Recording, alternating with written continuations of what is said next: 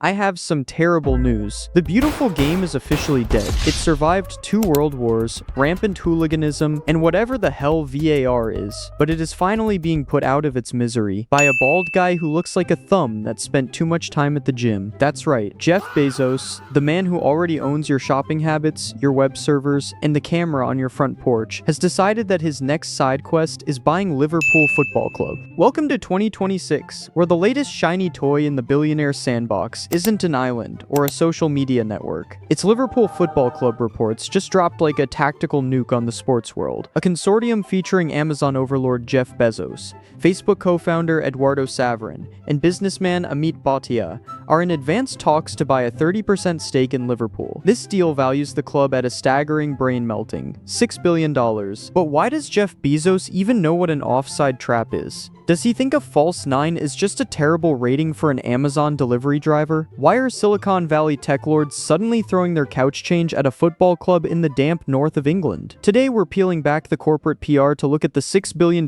master plan behind why the tech industry is invading the Premier League. Grab your Prime Video subscription, your overpriced polyester scarves, and let's dive into the absolute circus that is modern football finance. To understand why the bald eagle is landing in Merseyside, we have to look at the bizarre evolutionary chart of football club ownership. Back in the day, football clubs were owned by local businessmen. The guy who owned the local meatpacking plant would fund the team, mostly just so he could flex on the mayor at the pub. It was quaint. It was local. It was mostly broke. Then, in the early 2000s, the Russian oligarchs arrived. Roman Abramovich bought Chelsea, injected it with what scientists refer to as stupid money, and proved that you could literally just buy trophies if your wallet was fat enough. But eventually, the billionaires realized that football wasn't just a vanity project, it was an undervalued, globally scalable asset class. Enter the American private equity bros. This brings us to Fenway Sports Group, or FSG. These are the guys who currently hold the keys to Anfield. FSG bought Liverpool back in 2010 for around $380 million.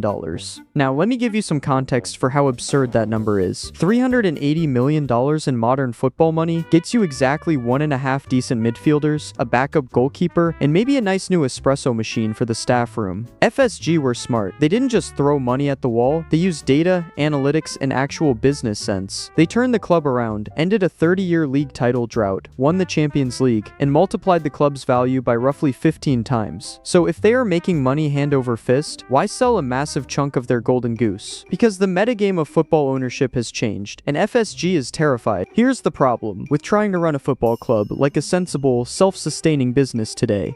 You're competing against literal nation-states. FSG looked around the Premier League and realized, oh crap, we are playing Monopoly against guys who brought their own printing presses.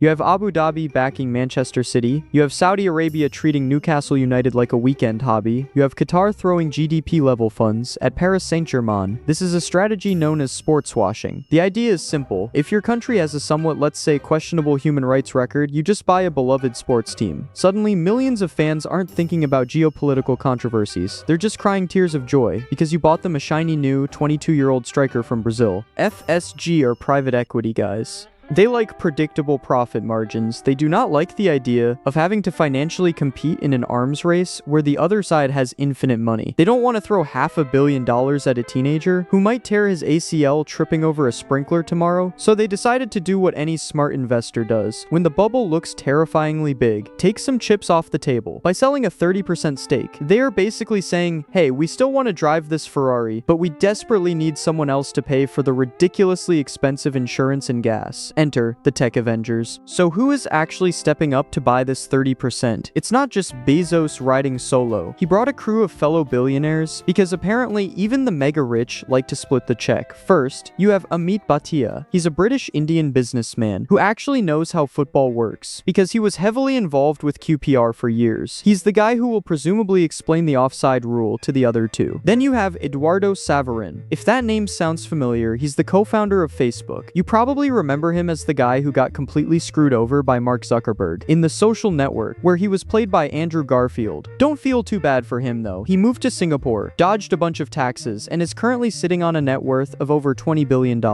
And then there's Papa Jeff. Now, the big question, why are tech billionaires suddenly obsessed with a football club in the north of England? It's definitely not because they want to freeze their butts off eating cold pies on a rainy Tuesday night in Stoke. It's because football isn't just a sport anymore. It is the ultimate globally dominant dominant live entertainment asset. And in the tech world, attention is the only currency that matters. Think about it, live sports is basically the only thing left on television that human beings actually watch live. You can binge Netflix's Stranger Things 3 weeks late, and it doesn't matter. But you cannot DVR a Champions League final. If you know the result, the product is completely worthless. It is the last frontier of guaranteed, concentrated, real-time human attention. And if there is one thing Amazon feeds on, it's your undivided attention. So here is the actual $6 billion master plan. This isn't about ticket sales or selling hot dogs. This is about vertical integration and total ecosystem dominance. Amazon already spends billions buying up broadcasting rights. They have Thursday Night Football in the NFL. They have chunks of the Premier League. But renting broadcasting rights from other people? That's for peasants. True corporate overlords want to own the factory, the product, and the delivery truck. Imagine this dystopian future, which honestly is probably going to be reality by next Tuesday. Amazon Prime gets exclusive, uncensored behind-the-scenes documentaries for Liverpool every single week. You want to buy the new 2027 HomeKit? You literally can only get it on Amazon.com, and if you're a Prime member, a drone drops it on your porch in 30 minutes. You want tickets to Anfield? Well, they are now bundled into your Prime Super Premium Sports Tier subscription. Amazon owns Twitch, right? Imagine interactive Liverpool matches broadcast natively on Twitch, where you can tip players mid-game. Bezos isn't just buying a sports team. He is buying one of the most recognized global brands on Earth to funnel hundreds of millions of fanatical, emotionally vulnerable supporters directly into the Amazon ecosystem. Liverpool claims to have hundreds of millions of followers worldwide. To a normal person, those are fans. To Jeff Bezos, those are just unconverted Prime subscribers who haven't surrendered their credit card information yet. And let's not forget the back end. Amazon Web Services, or AWS, already runs the data analytics for Formula 1 and the NFL. Liverpool is famous for its data-driven scouting. Now, imagine plugging the world's most powerful AI cloud infrastructure directly into a football club's scouting network. They won't just find the next Mo Salah. AWS will probably just 3D print him in a lab. Finally, let's talk about ego. When you're worth $200 billion,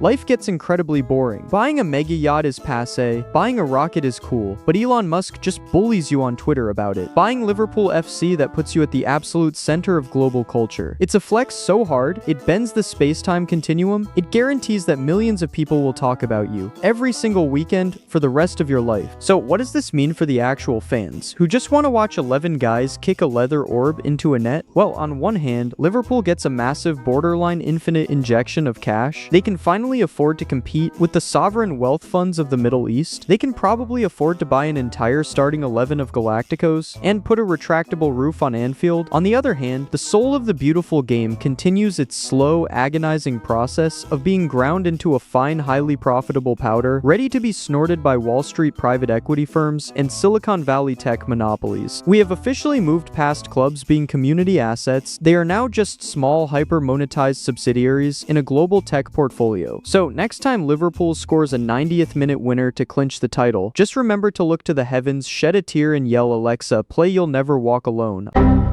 Don't forget to like, subscribe, and use my promo code to get 10% off your next existential crisis. Music